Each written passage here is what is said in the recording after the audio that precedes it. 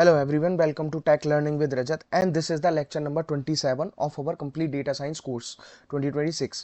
और इस लेक्चर में मैं कवर कराने वाला हूँ आपको the concept of normal distribution. Normal distribution का क्या कॉन्सेप्ट होता है, इससे पहले हमने प्रोबेबिलिटी, स्टैट्स, ये सारे कॉन्सेप्ट कवर कर चुके हैं। ठीक है, मीन, मीडियन, मोड, ये सारे कॉन्सेप्ट कवर कर लिए और लास्ट में हमने कोवेरिएंस एंड कोरिलेशन का कॉन्सेप्ट देखा था। तो without wasting any time let's get started. और जैसे कि आपको पता है, अगर हम सबसे पहले बात करें, if you talk about the normal distribution, तो डेटा साइंस या मशीन लर्निंग या स्टैट्स के अंदर डेटा एक पर्टिकुलर पैटर्न को फॉलो करता है। डेटा एक पर्टिकुलर पैटर्न को फॉलो करता है। अब वो पैटर्न क्या हो सकता है, लाइक स्टूडेंट के मार्क्स हुए, ह्यूमन हाइट हुआ, IQ scores, blood pressure, product sales, exam score, ये सारी चीज़ें हुई, ये सब पैटर्न है। अब इसमें बेसिकली होता क्या है कि जो मैक्सिमम वैल्यू होती है, द कॉन्सेप्ट इज, जो मैक्सिमम वैल्यू होती है वो एक एवरेज वैल्यू के आसपास लाई करती हैं। ठीक है, और ऐसा बहुत कम फ्रीक्वेंसी में होता है कि हाई और लो वैल्यू रेयर हो। ठीक है, तो यही पैटर्न को हम नॉर्मल डिस्ट्रीब्यूशन बोलते हैं। तो नॉर्मल डिस्ट्रीब्यूशन को आप और कैसे डिफाइन कर सकते हो, और it's a very important concept in a statistics. तो नॉर्मल डिस्ट्रीब्यूशन में आता है कि normal distribution is a probability distribution where, जहाँ पे most values are near the mean, mean के पास रहती हैं maximum values, values decreases equally on the both side, value दोनों साइड पे इक्वली डिक्रीज होती हैं, and the graph forms a bell shape, graph एक बेल शेप को फॉर्म करता है, इसीलिए हम उस चीज को बेल कर्व भी बोल देते हैं। अब सबसे पहले हम देखें कि बेल कर्व बेसिकली होता क्या है। तो बेल कर्व में आता है the graph of normal distribution looks like a bell. ये अगर आप यहाँ डायग्रामेटिकली रिप्रेजेंटेशन देखोगे तो ये बेल की फॉर्म में यहाँ पे एक स्ट्रक्चर है, the graph of a normal distribution looks like a bell. ठीक है, अब इसके कैरेक्टरिस्टिक्स में क्या है कि सिमेट्रिकल है, it's a symmetrical, mean at centre, equal left and right side, and highest point at mean. ठीक है, तो ये सिमेट्रिकल है, mean at centre, equal left and right side और हाईएस्ट पॉइंट एट मीन, ये 4 पॉइंट इसमें रहते हैं। सिमेट्रिकल का मतलब है इसको लेफ्ट और राइट साइड में अगर आप देखोगे तो वो एक जैसा दिखता है, इंक्रीज होते हुए भी और डिक्रीज होते हुए भी, या इसी को बोल देते हैं इक्वल है। ठीक है, अब एग्जाम्पल अगर हम देखें तो यहाँ पे एक मार्क्स का एग्जाम्पल है। सपोज किसी स्टूडेंट के मार्क्स का डेटा है 45, 50, 52 अप टू 65। अब इसमें अगर आप आइडेंटिफाई करोगे तो मैक्सिमम स्टूडेंट ने जो स्कोर करा है वो स्कोर करा है इस रेंज में, ऑलमोस्ट 55 से 60 के रेंज में उन्होंने स्कोर करा है। अब इसमें क्या है कि very high and very low marks are fewer, इसीलिए इसमें कम और ज्यादा मार्क्स काफी कम है, इसी को हम नॉर्मल डिस्ट्रीब्यूशन बोल देते हैं। अब अगर हम प्रॉपर्टीज की बात करें, what are the properties of normal distribution, तो सबसे पहले वो होता है बेल शेप्ड कर्व। इसमें एक वेल शेप्ड कर्व रहता है, उसके अलावा रहता है एक सिमेट्रिकल डिस्ट्रीब्यूशन रहता है। सिमेट्रिकल डिस्ट्रीब्यूशन के अलावा mean equal to mode equal to median, mean median mode तीनों की वैल्यू आपस में इक्वल होती है। टोटल एरिया 1 रहता है और tails extend infinitely, tails infinitely extend करी जा सकते हैं डिपेंडिंग ऑन द वैल्यू। तो अब आता है कि अगर हम मीन मीडियन मोड की बात करें तो जहां पे ये तीनों वैल्यू इक्वल है, जहां पे तीनों वैल्यू इक्वल है, इसी को हम परफेक्ट नॉर्मल डिस्ट्रीब्यूशन बोलते हैं। ठीक है, यानी कि all three lie at the centre, तीनों की वैल्यू सेंटर पे लाई करती हैं और तीनों इक्वल होती हैं, that's why it is called a perfect normal distribution. अब शेप ऑफ डिस्ट्रीब्यूशन की बात करें तो the centre contains maximum observation, centre पे आपको मैक्सिमम ऑब्जर्वेशन मिलता है, and the side contains fewer observation, side में आपको कम ऑब्जर्वेशन मिलेंगे, सेंटर पे ज्यादा मिलेंगे, and extreme values are rare, जो एक्सट्रीम वैल्यूज होती हैं वो काफी रेयर होती हैं, तो ये याद रखना है। Next point is standard deviation. Standard deviation basically क्या मेजर करता है, it measures the spread of data, spread of data, data कितना अमाउंट तक स्प्रेड हो रहा है वो हम स्टैंडर्ड डेविएशन से कैलकुलेट करते हैं। अब इसमें क्या है, अगर स्टैंडर्ड डेविएशन स्मॉल होता है तो स्मॉल स्टैंडर्ड डेविएशन पे नैरो बेल कर्व मिलता है, और लार्ज स्टैंडर्ड डेविएशन पे वाइड बेल कर्व मिलता है। And we talk about the mean and standard deviation, तो मीन और स्टैंडर्ड डेविएशन में बेसिकली क्या है कि जो नॉर्मल डिस्ट्रीब्यूशन है वो किस चीज पे डिपेंड करता है, मीन पे और स्टैंडर्ड डेविएशन पे।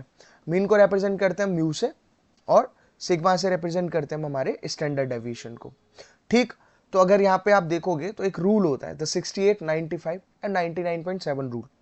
इस रूल से क्या मतलब होता है, इसका मतलब होता है, और इसी रूल को हम बोलते हैं empirical rule, this is an empirical rule.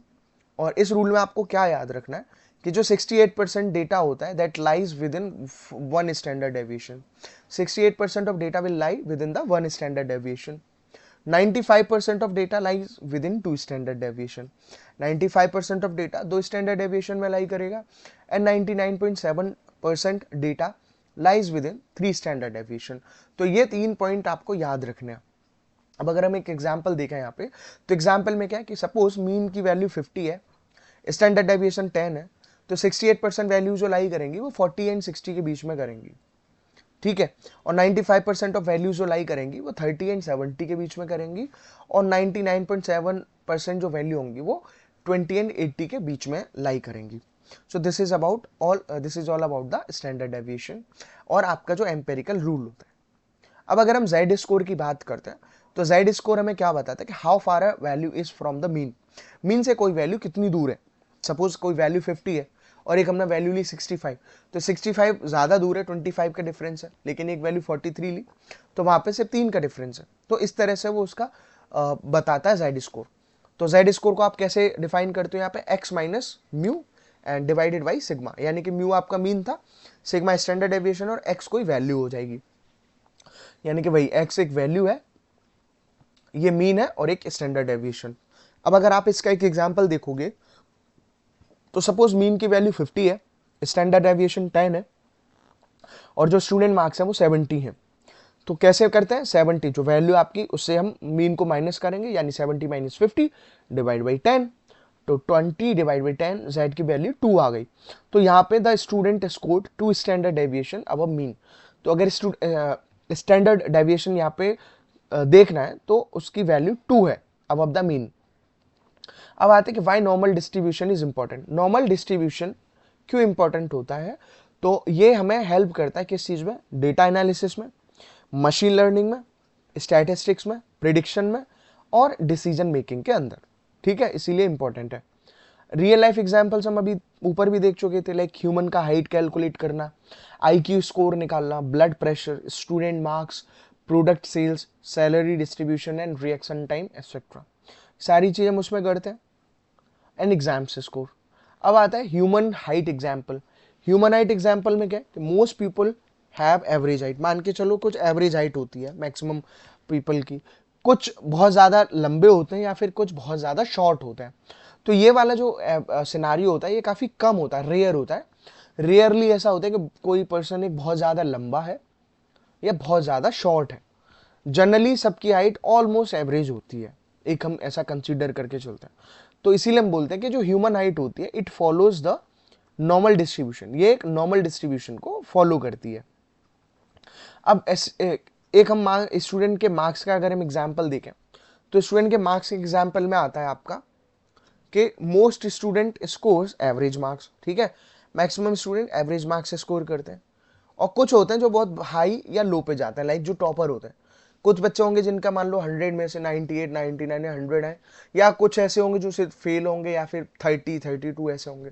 नहीं, सबके एक एवरेज मार्क्स रहते हैं, इसीलिए ये क्या करता है, एक बेल कर्व क्रिएट करता है। अब आईक्यू स्कोर की बात करें अगर हम, तो आईक्यू स्कोर में आपको पता है कि जो एवरेज आईक्यू होता है, सपोज एक 100 है, तो most people fall between 85 and 115। तो आईक्यू डिस्ट्रीब्यूशन इस सिनेरियो में नॉर्मल माना जाता है। मशीन लर्निंग एप्लीकेशंस में अगर हम बात करें, तो मशीन लर्निंग एप्लीकेशन के अंदर क्या कहाँ पे यूज होता है, used in feature scaling. Feature scaling में इसको यूज करते हैं, अभी ये सब हम आगे मशीन लर्निंग में पढ़ेंगे डिटेल में। एनामली डिटेक्शन हुआ, प्रोबेबिलिटी मॉडल्स हुए, डेटा प्री प्रोसेसिंग और प्रिडिक्शन सिस्टम के अंदर हम इस नॉर्मल डिस्ट्रीब्यूशन को यूज करते हैं।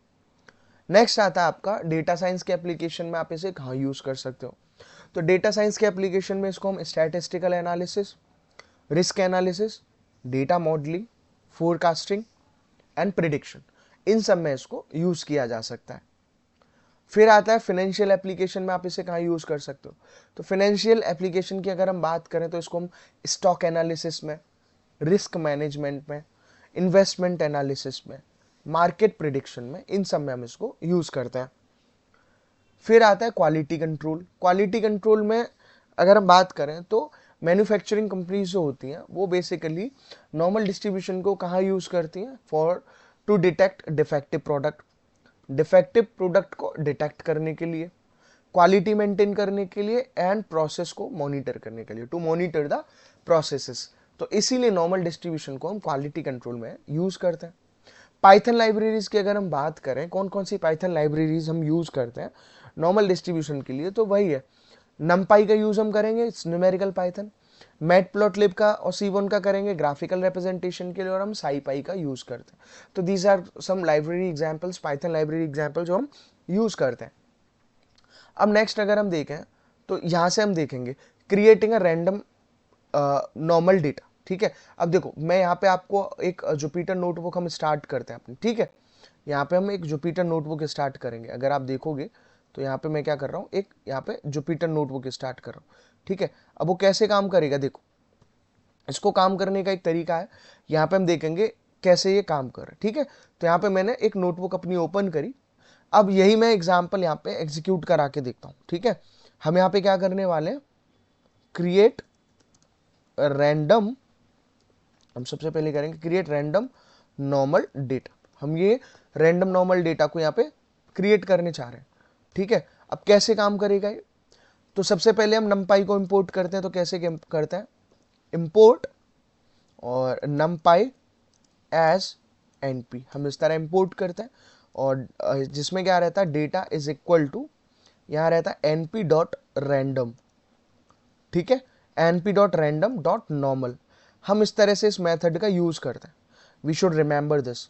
और इस मेथड के अंदर हम कुछ डेटा एंटर कराएंगे। सपोज मैंने जो डेटा एंटर कराया है, मान लो 50 के अलावा मैंने कराया 10 और फिर कराया कॉमा 100, इस तरह से हमने कराया। अब मैं क्या कर रहा हूँ, इस डेटा को प्रिंट करा दे रहा हूँ, इस डेटा को प्रिंट। हम यहाँ पे एक रैंडम नॉर्मल डेटा को क्रिएट कर रहे हैं। अब मैं अगर इसको एग्जीक्यूट कराता हूँ, ठीक है, तो मुझे एक रिजल्ट मिलेगा। ठीक, तो यहाँ देखोगे अगर आप, तो एक बहुत सारा एक नॉर्मल डेटा, एक रैंडम डेटा उसने प्रिंट करा दिया 50, 10 और 100 के बीच में। ठीक है, तो इस तरह से जब भी एक रैंडम डेटा प्रिंट कराना होता है तो वो इस तरह से हम एग्जीक्यूट करा सकते हैं। So this is the output. अब यहाँ पे एक्सप्लेनेशन में जो पॉइंट है कि इसके अंदर अगर आप देखोगे तो यहाँ पे जो हमने इस तरह से मैंने वैल्यू ली है रैंडम डेटा को प्रिंट कराने के लिए, जिसमें 50, 10 और जो 100 की वैल्यू है, जो 50 है बेसिकली 50 यहाँ पे मीन है, 50 क्या है, मीन है, और 10 स्टैंडर्ड डेविएशन है, और 100 नंबर ऑफ वैल्यूज है। 100 क्या है, नंबर ऑफ वैल्यूज, जो मैंने फॉर्मूला अभी बताया था। ठीक है, सेम उस वही x minus mean divided by standard deviation. ठीक है, तो उसके बेसिस पे हम डायरेक्टली पाइथन में ऐसे कोड हम एग्जीक्यूट करा सकते हैं। अब आता है कि आपको नॉर्मल डिस्ट्रीब्यूशन को प्लॉट कराना, if you want to plot a normal distribution. ठीक है, अब एक प्रोग्राम बनाते हैं, प्रोग्राम बनाएंगे हम to plot a normal distribution, to plot a normal distribution. ठीक है, नॉर्मल डिस्ट्रीब्यूशन में क्या है, सबसे पहले हम इंपोर्ट कराते हैं नमपाई को, इंपोर्ट नमपाई एज एनपी। ठीक है, आप ये कोड टाइप भी कर सकते हो, इसीलिए मैं लिखता हूं उसको। दूसरा, मैं C1 लाइब्रेरी मैटप्लॉटलिब को पहले इंपोर्ट कराऊंगा, तो वो होता है matplotlib, import matplotlib dot P Y plot as PLT। हम इस तरह से लिखते हैं matplotlib dot P Y plot. ठीक, अब मेरे को डेटा एग्जीक्यूट कराना, मैंने लिखा डेटा इज इक्वल टू, मेरा क्या है, इसी प्रोग्राम को मैं सिर्फ प्रिंट कराऊंगा, मतलब ग्राफिकल भी में। तो np डॉट मैंने लिखा रैंडम डॉट आपका नॉर्मल। ठीक है, आप इस तरह लिखते हो। ये जब मैंने एग्जीक्यूट कराया, मेरी वैल्यू क्या रही, मीन स्टैंडर्ड डेविएशन और उसकी 50, 10 एंड 100। जब ये रहा, अब मैं एक हिस्टोग्राम प्रिंट कराना चाहता हूं, तो हिस्टोग्राम के लिए मैं लिखूंगा PLT डॉट, ठीक है, क्योंकि एलियास नेम है PLT डॉट हिस्ट। ये सब हम पहले ट्यूटोरियल में कवर करा चुके हैं, डेटा, और फिर मैंने लिखा PLT डॉट शो। ठीक है, इसको कराया। अब देखते हैं ये एग्जीक्यूट होता है या कुछ इसमें कमी है। तो जैसे हमने ऊपर रैंडम नंबर प्रिंट कराए, ऐसे ही यहाँ पे देखोगे तो एक हिस्टोग्राम हमें मिल के आ गया। ठीक है, प्रॉपर इसने यहाँ पे हिस्टोग्राम एग्जीक्यूट करा दिया। इस कोड के लिए मेरे को यहाँ पे हिस्टोग्राम मिल गया। ठीक है, तो बहुत आसान है, इस तरह से यहाँ पे हमने इसको प्लॉट करा दिया। जब आपको प्लॉट कराना, अब आता है if you want to use a C1, अगर आप चाहते हो C1 का यूज करके, यूज C1, अगर आप C1 लाइब्रेरी का यूज कराना चाहते हो, ठीक है, तो मैं कैसे करूंगा। ठीक है, दोनों को इंपोर्ट, यहाँ पे मैंने लिखा इंपोर्ट numpy एज np, और फिर लिखा मैंने इंपोर्ट cbon एज sns, ये लिखा, और यहाँ लिखा import matplotlib, import matplotlib dot py plot S plt, हमने ये कराया। ये कराने के बाद मैंने लिखा यहाँ पे data equal to np dot random, ठीक है, यहाँ लिखा रैंडम डॉट नॉर्मल, ठीक है, रैंडम डॉट नॉर्मल लिखा, और यहाँ पे मेरी वैल्यूज क्या थी, सपोज 50, 10, 100। बार बार टाइप करते हो तो हमारी प्रैक्टिस होती रहती है ना। तो ये हुआ। अब इसमें लिखा मैंने sns डॉट हिस्ट प्लॉट, मैंने यहाँ पे लिखा हिस्ट प्लॉट, ये लिखा। अब मैंने जब इसको एग्जीक्यूट करा है, इसमें 3 पैरामीटर में ले रहा हूँ यहाँ पे C1 के लिए। पहला है मैंने लिखा डेटा, अब डेटा लिखने के बाद लगाया कॉमा, फिर लिखा मैंने KDE, ठीक है। बेसिकली KDE जो होता है इसको बोलते हैं हम kernel density estimation. It's a kernel sorry tongue पे स्टोरी है मेरी, it's a kernel density estimation, ठीक है। तो कर्नल डेंसिटी एस्टिमेशन को हम वूलन वैल्यू में ट्रू करते हैं, इसको क्या करते हैं, ट्रू, क्लियर। अब इसके बाद में मैं यहाँ पे इसको शो कराऊंगा, तो plt डॉट शो, मैंने शो करा दिया। अब अगर मैं इसको एग्जीक्यूट कराता हूँ तो यहाँ पे स्पेलिंग गलत कर दी है मैंने, कोई बात नहीं, इसको इंपोर्ट हम सही कर देंगे। तो देखते हैं एग्जीक्यूट होकर हमें क्या मिलता है। C1 लाइब्रेरी की हेल्प से कुछ रिजल्ट मिलेगा कि नहीं मिलेगा, वो 1 2 3 4 5 सेकेंड का टाइम ले जाता है उसको एग्जीक्यूट करने में, ठीक है, क्योंकि हम यहाँ पे ग्राफिकली चीज़ों को एग्जीक्यूट करते हैं, ठीक है।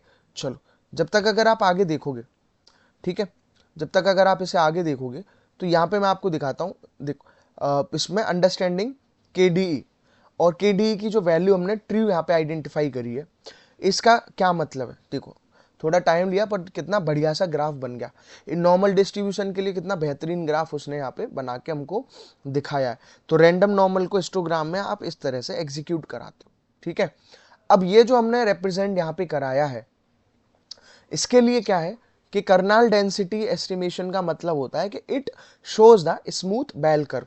जो KD की वैल्यू हम ट्रू लेते हैं, ये एक स्मूथ बेल कर्व को शो करता है, जिसमें प्रॉपर यहाँ पे काउंट और एक ग्राफिकल रिप्रेजेंटेशन आपको मिल जाता है, ठीक है। अब इसके अलावा अगर हम बात करते हैं मीन एंड स्टैंडर्ड डेविएशन की, तो मीन एंड स्टैंडर्ड डेविएशन में आपको जो रिजल्ट मिलता है वो मिलता है, कैसे मिलेगा, अगर मैं यहाँ पे एक कोड बनाता हूँ, ठीक है। अब उस कोड में मैं क्या एग्जीक्यूट कराता हूँ, ठीक है, मेरे को निकालना है मीन एंड स्टैंडर्ड डेविएशन को मैंने SD लिख दिया। तो सबसे पहले मैंने numpy को इंपोर्ट करा, इंपोर्ट numpy एज np, और यहाँ पे जो मेरा डेटा है, डेटा को मैंने क्या लिया, डेटा को लिया मैंने 10, 20, 30, 40, 50, इस तरह से लिया।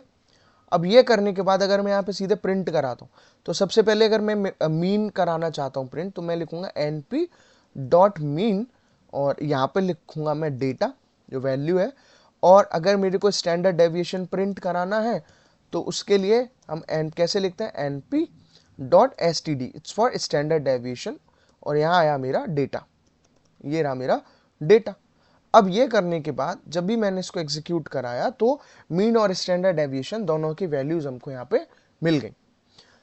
तो यही एक इसका real life data set examples you can take whatever value you want, और यहाँ पे जैसे स्टूडेंट मार्क्स के लिए आप इसको प्रिंट करा सकते हो। अब जो पॉइंट आता है, जैसे आउटलायर्स की अगर हम बात करते हैं, तो जो आउटलायर होता है यहाँ पे, आउटलायर्स आर एक्सट्रीमली हाई और लो वैल्यूज। आउटलायर एकदम एक्सट्रीमली हाई या लो वैल्यू होती है। अगर आप यहाँ पे देखोगे तो 30 है या फिर इधर 70 है इस ग्राफ के अंदर, तो दीज आर द आउटलायर्स, ठीक है। तो आउटलायर डिस्ट्रीब्यूशन को अफेक्ट करते हैं। फिर आता है एक स्क्यूड डिस्ट्रीब्यूशन। स्क्यूड डिस्ट्रीब्यूशन का क्या मतलब हो सकता है कि not all data is normal, जितना भी डेटा है कंप्लीट डेटा है दैट इज नॉट नॉर्मल। जिसमें क्या होता है, पॉजिटिव स्क्यू का मतलब होता है कि long tail on right, right side में लॉन्ग टेल है, तो वो पॉजिटिव स्क्यू है।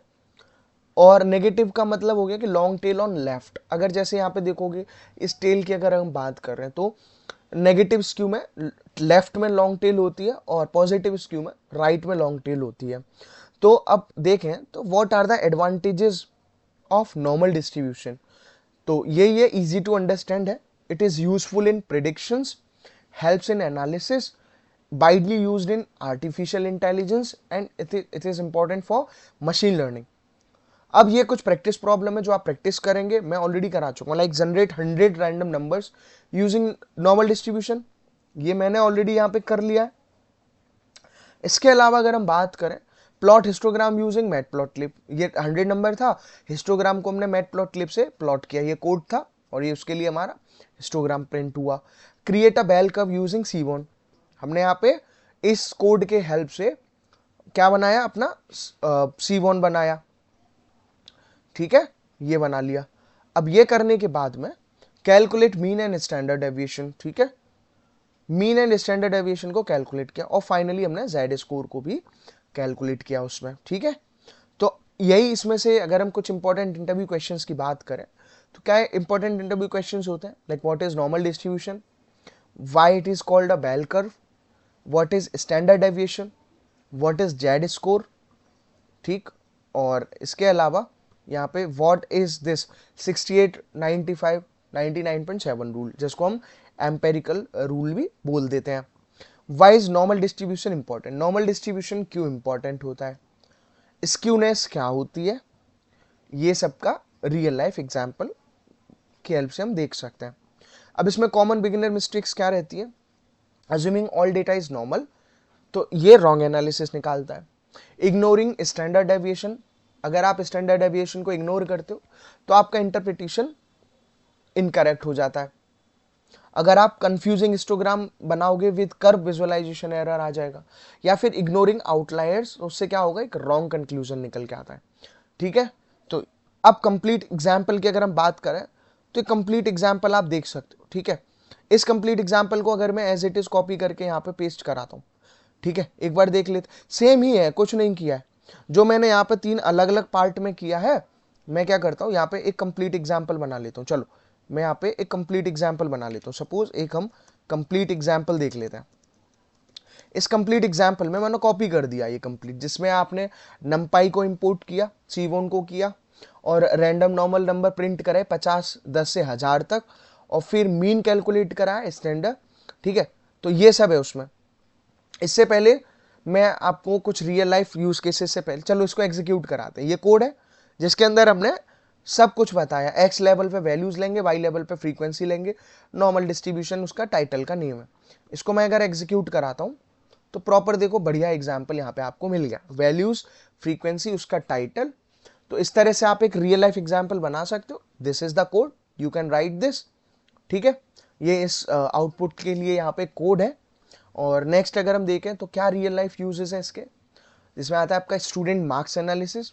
स्टूडेंट मार्क्स एनालिसिस में हम इसको यूज करते हैं, सैलरी एनालिसिस में यूज करते हैं, मेडिकल डायग्नोसिस में यूज करते हैं, क्वालिटी कंट्रोल में यूज करते हैं, रिस्क एनालिसिस में यूज करते हैं, मशीन लर्निंग में यूज करते हैं, मशीन लर्निंग के वेरियस मॉडल्स में यूज करते हैं, फाइनेंशियल प्रेडिक्शन में यूज करते हैं। ठीक है, तो इस वीडियो में हमने क्या क्या चीजें सीखी, अगर हम समरी देखें तो हमने देखा नॉर्मल डिस्ट्रीब्यूशन का कॉन्सेप्ट, बेल कर्व का कॉन्सेप्ट, मीन मीडियन मोड का कॉन्सेप्ट, स्टैंडर्ड डेविएशन का कॉन्सेप्ट, जेड स्कोर का कॉन्सेप्ट, एम्पेरिकल रूल का कॉन्सेप्ट, रियल लाइफ एप्लीकेशन का कॉन्सेप्ट, नंपाई इम्प्लीमेंटेशन, सीवॉन विजुअलाइजेशन का कॉन्सेप्ट है, मशीन लर्निंग यूजेस का कॉन्सेप्ट। और अगर यहाँ देखोगे तो लिखा normal distribution is one of the most important concept in statistics, data science and machine learning because many real world data set follows a well shaped distribution. ठीक है, मैं आपको एक बार इंटायर इंप्लीमेंटेशन कोड यहाँ पे दिखा देता हूँ अच्छे तरीके से। ये सब हमने यहाँ पे कोड एग्जीक्यूट करा, रैंडम नंबर को प्रिंट करने से लेके यहाँ पे जो कोड था आपका नॉर्मल डिस्ट्रीब्यूशन में हिस्टोग्राम को प्रिंट करना रहा आपका, उसके अलावा सीवॉन का यूज करके हमने यहाँ पे करा, सीवॉन के यूज के बाद में यहाँ पे mean median standard deviation calculate करा, ये नॉर्मल डिस्ट्रीब्यूशन। तो ये सब था, अच्छे से हमने समझा। आप कमेंट कर सकते हैं अगर आपको कोई इशू है, और अगर आपको वीडियो अच्छी लगी तो उसको लाइक करिए, चैनल पर नए और कोर्स से जुड़े रहने के लिए इसको सब्सक्राइब करिए और शेयर करिए। मिलता हूँ आपसे नेक्स्ट ट्यूटोरियल में।